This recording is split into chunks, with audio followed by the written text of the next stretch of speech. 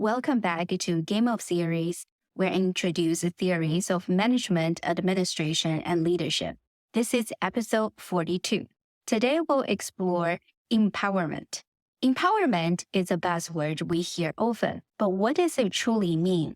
The term has been tossed around by leaders, managers, and administrators to address a wide variety of issues.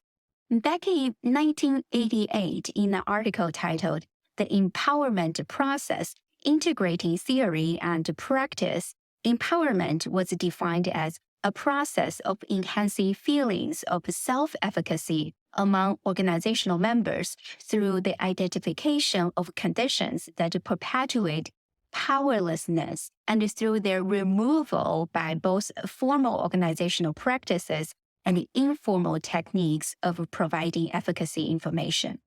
Since power is a motivating force, a key to this definition of empowerment is to identify conditions leading to a feeling of powerlessness and then remove those conditions. Think of empowerment as a spark in an organization, a force that ignites people's motivation. When people in an organization feels empowered, they don't just follow rules or instructions. They create, innovate, and go from thinking they may be able to do something to knowing they can. A leader's job is to identify the organizational factors, supervision, reward system, and job designs that dampen the spark of empowerment and keep the spark of empowerment alive. In 1990, a cognitive model of empowerment was proposed. In this model, empowerment was defined as increased intrinsic tense motivation. The cognitive model of empowerment has 4 components as the basis for employee empowerment: impact, competence, meaningfulness, and choice. Let's look at these 4 components of empowerment one by one. Impact is about how much your behaviors actually matter and contribute to achieving a task goal. Impact focuses more on the outcomes and effectiveness of your actions. Here is an example. An administrator named Adam works under a supervisor named Olivia. One day, Adam notices an issue that's been causing problems for the team. Instead of complaining, Adam proposes a couple of solutions to Olivia, hoping to address the problem and improve the team's workflow. However, each time Adam presents a solution, Olivia dismisses, citing a lack of resources, time constraints, or other seemingly insurmountable barriers. As time goes on, it becomes clear to Adam that Olivia is more focused on safeguarding her own interests and avoiding any extra workload rather than solving the problem. Gradually, Adam begins to feel like there is no point in suggesting solutions or trying to make positive changes. This is where learned helplessness comes into play. In this case, Adam starts to internalize the belief that no matter what solutions are proposed, they'll always be shot down due to factors beyond his control. Over time, Adam loses motivation and becomes demoralized as the repeated rejections reinforce the idea that his efforts will not lead to any positive impact. This mindset of learned helplessness can lead to decreased engagement and reduced initiative in trying to address problems. Competence means how well an employee can perform tasks when they give it a try. Think of it as being skilled at what you do. If you don't believe you can do something well, you are likely to avoid situations that require those skills. People who feel helplessness also suffer from low self-efficacy. On the other hand, if you believe you can accomplish a task, which is high self-efficacy, you are more likely to take action, put in the effort, and keep trying even when things get tough. One thing I'd like to point out here is that some literature on empowerment, like the cognitive model of empowerment I'm introducing, appears to conflate competence with confidence. Competence refers to the actual ability or skill level a person has in performing specific task. Confidence or self-efficacy, on the other hand, is just a belief or feeling about one's ability in performing those tasks. It's possible to be confident without being competent in a specific area, just as it's possible to be competent without feeling confident. According to the definitions of empowerment I've already introduced, the focus is clearly on enhancing feelings of self-efficacy, not necessarily on enhancing competence per se. In this context, self-efficacy, or the belief in one's ability to achieve specific outcomes, seems to be the more relevant construct for empowerment than competence. Meaningfulness means how much a task or goal is valuable based on the employee's own standards. It's about caring deeply about a specific task. Think of it like finding personal meaning in what you are doing. If your task is meaningful based on your own standards, not your supervisor's standards, you're motivated and energized and invest energy into that task. This idea is similar to how job satisfaction works in job characteristics theory, a theory I've introduced in my earlier video. Choice means freedom to take actions and feeling like you're making decisions for yourself. It's less about the effectiveness and outcomes of the actions, as we've discussed in the component of impact. Choice is more about having the autonomy to make those choices in the first place. It's similar to the idea of where the power comes from in your life, a construct called locus of control. If you have an internal locus of control and are empowered, you believe that you have significant control of your roles, responsibilities, and the events that influence you in that organization. For example, you're given the flexibility to design your own workflow and set your own deadlines. If you have an internal focus of control, you would likely see this flexibility as an opportunity to demonstrate your skills and make meaningful contributions. You would believe that your actions will directly impact your success and standing in your organization. On the other hand, if you have an external locus of control, you may attribute your achievements and failures to factors outside your control, such as organizational policies or managerial decisions. In the same scenario where you are given flexibility, if you have an external locus of control, you may attribute your performance, be it good or bad, to the organizational culture or managerial styles rather than your own actions. You may think, I only did well because the organization has good resources, or I could not succeed because my supervisor did not support me. For intrinsic motivation, seeing yourself as the cause of your action is key. Intrinsic motivation is about taking actions because they bring you personal satisfaction and a sense of making a meaningful contribution to the organization. If you have an internal locus of control and are empowered, you are likely to go above and beyond your job description. You would do this not just for a potential promotion or pay raise, but because you find personal satisfaction in positively influencing outcomes and driving changes. The cognitive elements of empowerment I just introduced was proposed in 1990. Fast forward to 2006 in an article titled Effective Empowerment in Organizations.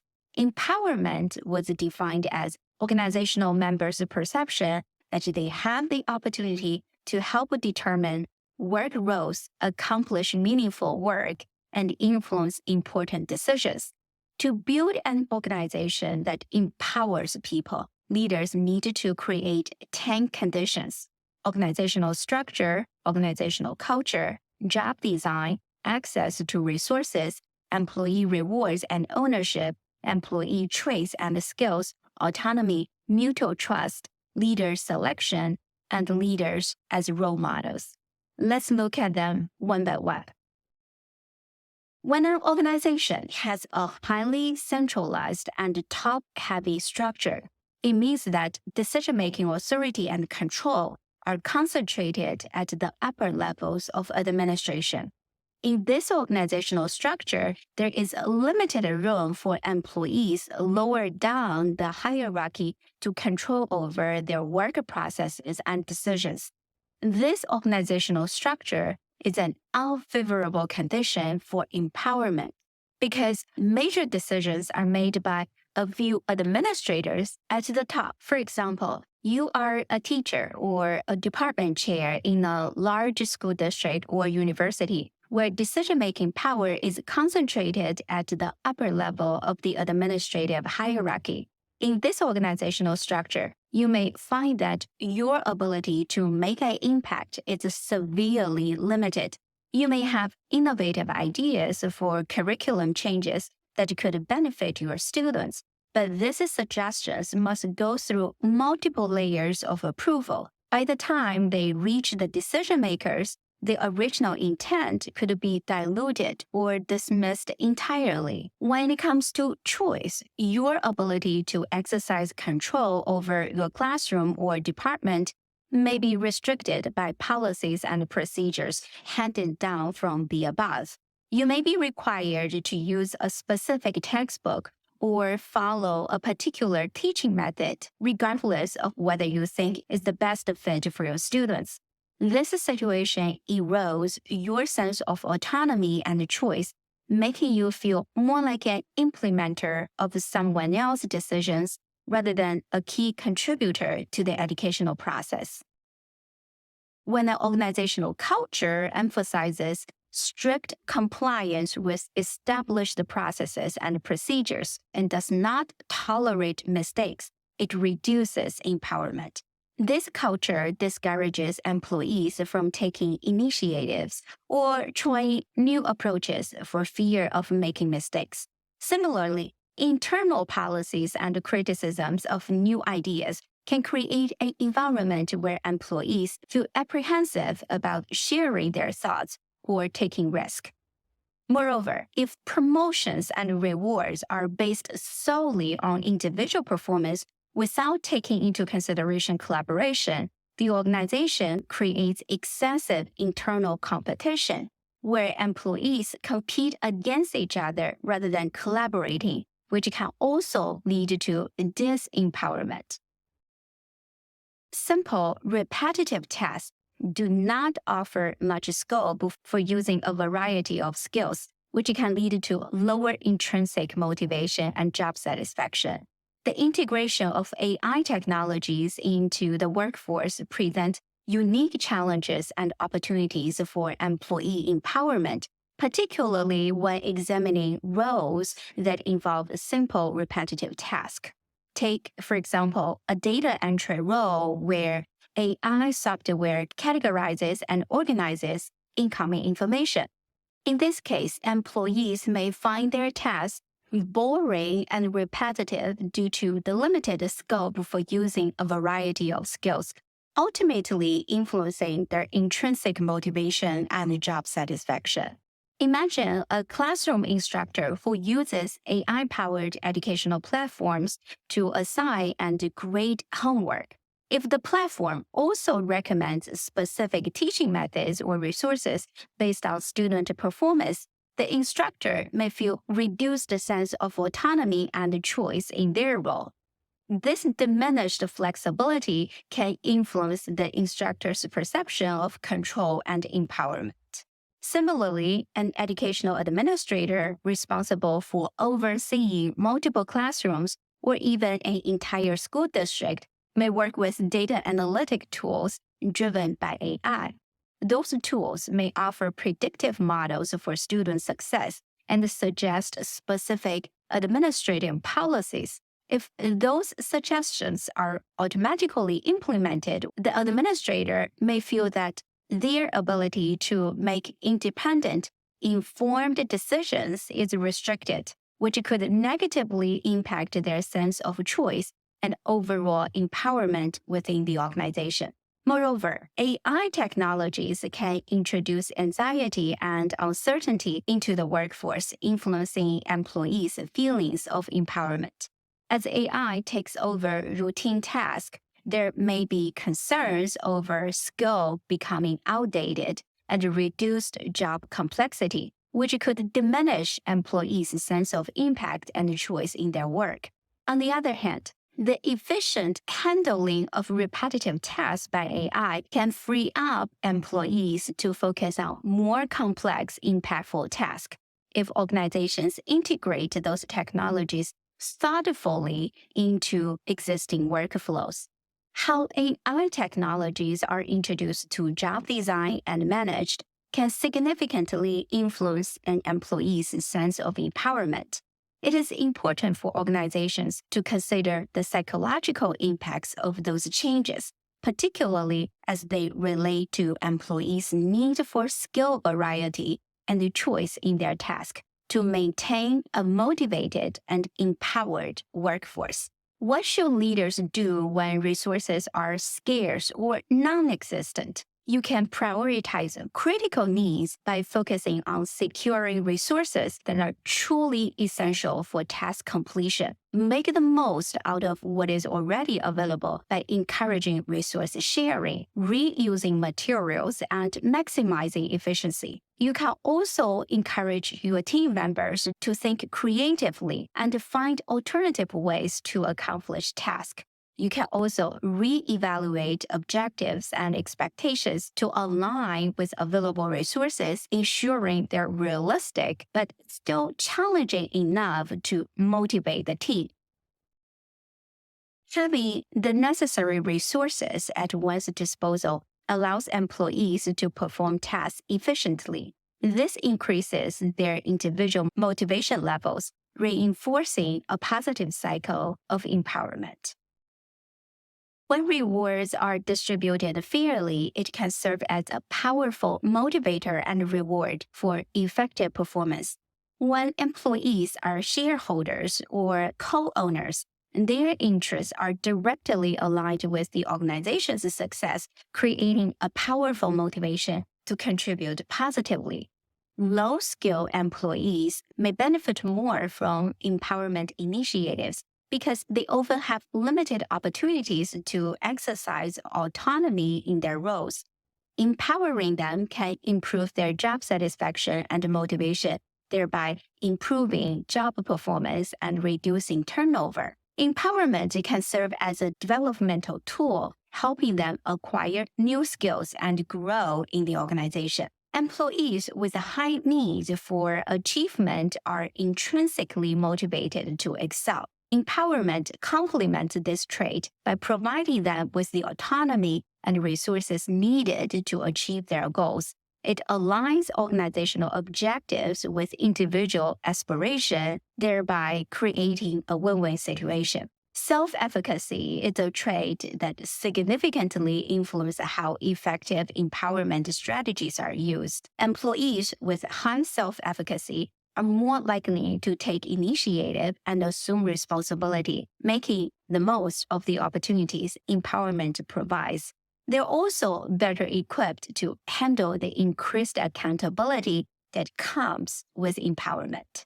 People with an internal locus of control believe that their actions have a direct impact on the outcomes they experience. This belief aligns well with empowerment, which is fundamentally about giving people control over aspects of their work. Those individuals are more likely to take advantage of empowerment, proactively seeking ways to improve processes and outcomes. Autonomy grants employees the freedom to make decisions about their tasks and how they perform them.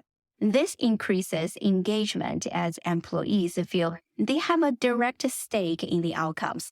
It also nurtures a sense of ownership over their work, which can lead to increased diligence and commitment. With greater control over their work, employees are more likely to feel accountable for the outcomes.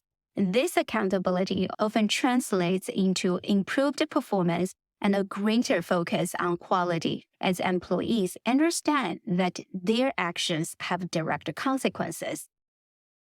Empowerment inherently involves risk, as employees are given greater decision-making authority and control over tasks. Trust serves as a risk mitigator, assuring leaders that their team members will act responsibly and in the best interest of the organization. Trust also negates the need for excessive oversight or micromanagement, which can stifle empowerment. When leaders trust their employees, they are more willing to delegate responsibilities and decision-making authority.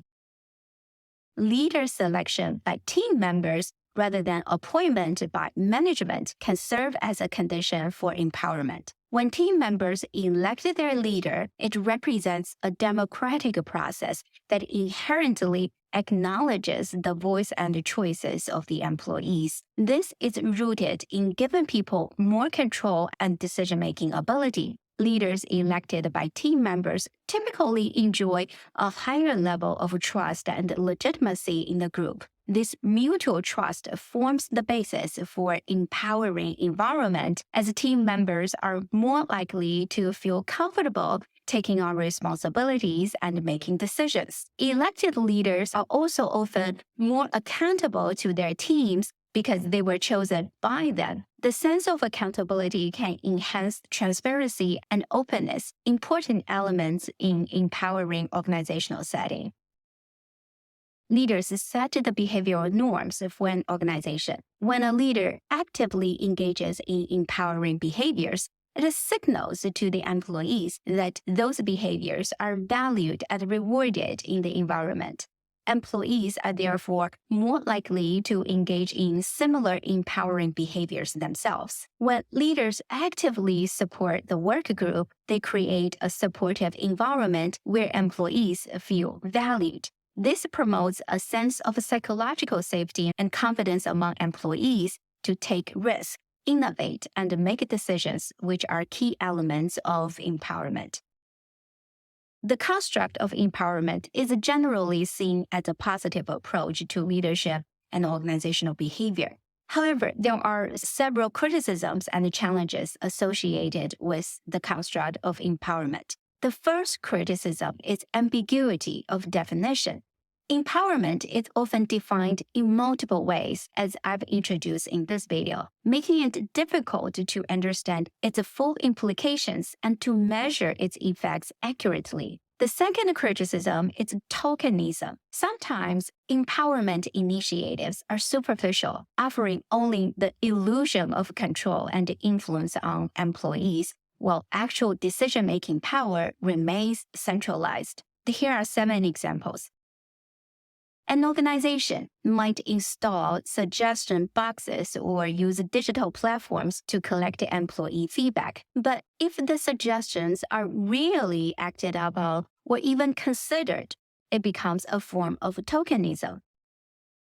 An organization may form an employee advisory committee to consult on major organizational changes. However, if the committee's recommendations are consistently ignored, or if the committee is not given enough information to make meaningful suggestions, the empowerment is merely symbolic. In some organizations, employees are allowed to vote on certain issues like workplace improvements or social events. But if the options are pre-selected by management and do not include employee-generated ideas, the voting becomes a token gesture. Employees may be given ownership of minor projects, but are excluded from decision-making on key strategic initiatives that influence their work and career advancement. An open-door policy may be advertised where employees can talk freely with supervisors. However, if those conversations do not lead to any changes or are not taken seriously, the policy can be seen as a token. Management may share some information freely, but hold back on financial details, upcoming organizational changes, or other critical data creating only an illusion of transparency and empowerment.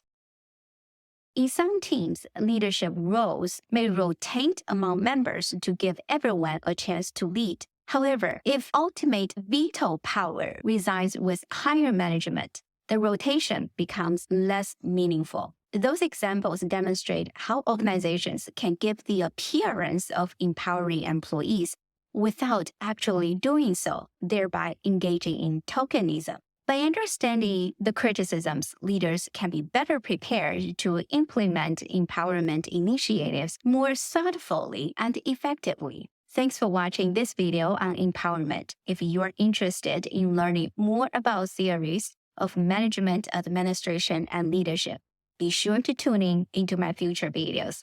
Thanks for watching. I'll see you in the next one.